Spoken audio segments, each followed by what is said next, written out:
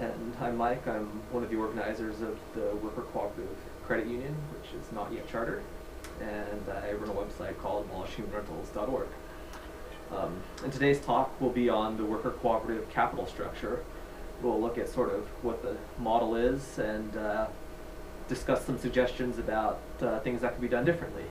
So what we'll do is we'll give an overview of what's being done, and then we'll look at some new models which may or may not be useful. In the standard worker cooperative capital model, there's a few things. There's member internal capital accounts. These are investments by the members of a cooperative. There's a collective reserve account, which is an unallocated fund that is not owned by the members of the cooperative or other outside investors. And there's traditional debt, which is bank loans, personal loans, stuff like that, and preferred equity, which is a fixed value, fixed return investment with no governing control. So that's the basic structure for most worker cooperatives in the U.S. today, some combination of those entities. The first one was the internal capital accounts. These were derived in Mondragon and also in parallel here in the United States several decades ago. And they consist of a few things. A fixed buy-in. So when a member joins the cooperative, they're often required to contribute capital, and this has the practical effect of allowing them to bear a loss. So if there is a loss, then that capital will get drawn down. So it will be a member appropriated loss as opposed to an investor appropriated loss. The second component of the internal capital accounts are retained earnings, so that when there are earnings, some of those are allocated to the members as an investment in their internal capital account, and those are often paid out over a rolling basis, so they'll be held for a period of years, and after that time frame, that will be paid out to the member. These internal capital accounts represent equity in terms of their first lost capital. So if there are any losses, the members bear those losses, and it's the internal capital accounts of the members which take that hit. But it's a liability in the sense that it's paid out to the members on departure. So after a member leaves, it's either paid out in cash or usually converted to debt that's paid off over a short time period. So another way to look at the internal capital accounts is that it is equity for the co-op, but there's this implicit repurchase agreement where the co-op's agreeing to repurchase that investment from the member when they depart. So what are some things that happen because of the internal capital account? First, it creates unpredictable liabilities when members leave the co-op, mainly because these investments have to be monetized over a short time frame. And this creates problems if there's a drastic membership reduction. Not that co-ops should, shed their members or fire people, but in some cases, say a shrinking industry or sector, that there might have to be large membership reductions, and the current structure doesn't really allow for that. So the other problem it creates is that they're earnings-based liabilities. So if there's, say, a period of profits where earnings are going into the internal capital account, later on, those earnings have to be paid out even if the profits disappear or if losses occur. And the losses are usually netted against the profits, but if they're small losses, you could still be in a money-losing situation where you're having to pay out these previous earnings. This could create some cash flow issues. Usually the payouts are determined in advance, so there'll be some set rules for paying out after a certain number of years. And so that's usually the result of, that's the cause of some of those issues. And the other issue is that the size of the investment is usually independent of the sort of desired investment level. So typically a co-op will set an initial buy-in based on either accessibility or some formula where it's $1,000, $5,000, $20,000, and there'll be contributions based on whatever the earnings are, and whatever percent of those earnings are paid into the internal capital account. Not so much with an eye to what level of membership investment would be desirable. So the second part of the worker cooperative capital is the collective reserve account, and this is true equity for the cooperative in sort of the purest sense. There's no interest or dividend payments required, and it's not a liability in any way. It's sort of permanent capital. And it consists of unallocated retained earnings for the co-op.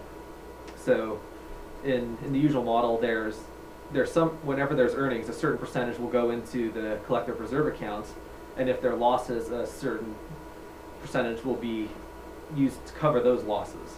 And that prevents, and those are usually fixed rules, because if they weren't, then once a large collective reserve account was built up, future members could choose to sort of plunder that account and use it for their own benefit in various ways.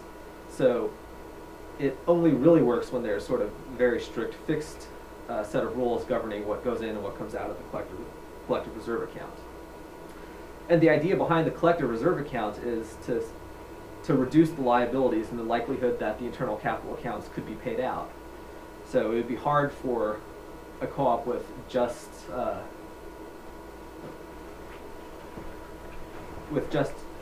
internal capital accounts, which are all effective liabilities, to pay those all out. And so what the collective reserve account does is it reduces the net liabilities of the co-op and says there's some amount which you won't have to pay out and which can be used as a buffer. And it's effectively insurance for the members so that they can see their payout when they leave. So a few issues arise. One is that the collective reserve account is effectively an unowned asset. It's controlled by the members in that they can use those assets in whatever way they see fit for the purposes of the business, but they can't give it to themselves in that sense, so it's not owned in that way. But if it's not structured properly, there is a demutualization incentive for the co-op, because if it's sold and the proper protections aren't in place, that's something that could potentially be monetized by the members of the co-op. The other issue is that the collective reserve account requires effective donations to the co-op by the current members, so that if the co-op's profitable, there is some amount of that profit which they aren't appropriating. And they lose that benefit on departure from the co-op. And in a sense, if it's looked at as an insurance fund, that's fine, because for most insurance, what you pay in is not necessarily what you get back. And so in that sense, it serves its purpose. But it's sort of this funny situation where you have a business which is supposed to be member-owned, where the members are appropriating all the profit, and all the profit isn't going to the members. So there is that funny situation. And in the end, it creates some funny incentives. For example, you get a very secure job by joining a co-op with a large collective reserve account, because you could use those assets, and that's sort of not true of newer co-ops, so it's distortive in other ways as well. The other thing is that the collective reserve account is determined by the profit history and the rules governing how much money goes in and out of the collective reserve account. So it's more or less independent of the current asset level of the co-op, and it might be too big or too small as insurance to protect the internal capital account payouts. And that's partly a function of having to have fixed rules which determine the inputs and the outputs from the collective reserve account. The collective reserve account does reduce the liabilities of the co-op, but it's not necessarily liquid. So it's sort of the other side of the balance sheet, where it's not a liability, but the collective reserve account might not be held in cash. It could be, comprised of fixed assets or something like that. So it's also this weird form of insurance, because the co-op could either go get outside insurance to insure, the member payouts, or it could basically internalize the function, the same way that the internal capital accounts internalize the banking function of borrowing. Instead of going to a bank, they pull that banking function inside the co-op with the internal capital accounts and basically lend to themselves. The collective reserve account is basically doing that same thing as an insurance function. But in this case, the insurance is totally correlated with the management of the co-op, the liquidity of the co-op, and all these other things which are not standard for sort of insurance.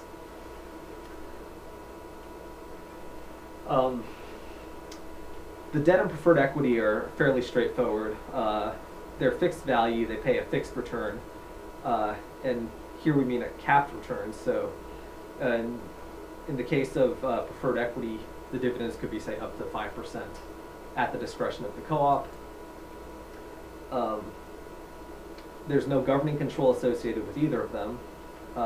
And so what we mean by member worker ownership or member profit appropriation in this case is not that the size of the interest is capped, but that it's not tied to the revenue or the profits of the firm. So, for example, it would not be permissible to say that we're going to pay this investor, 2% of revenue or 5% of profits.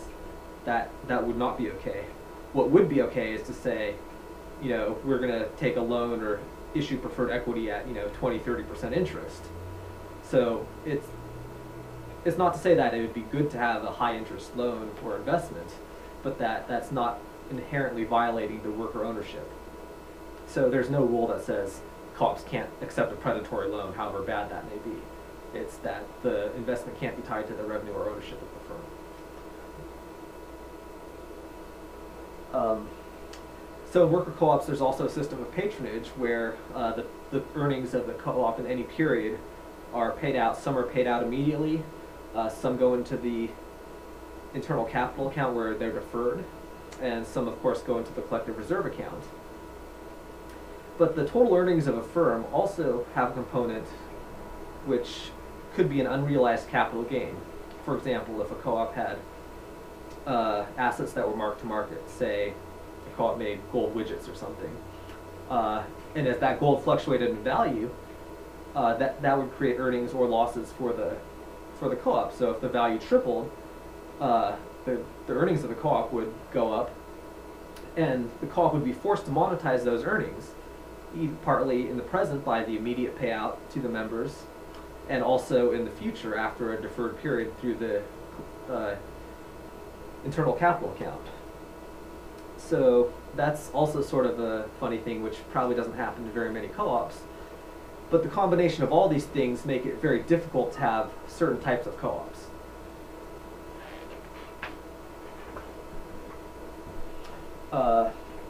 For example, if there were a large co-op, and in this case large means an asset-intensive co-op, where the total assets are much larger than the total member investments.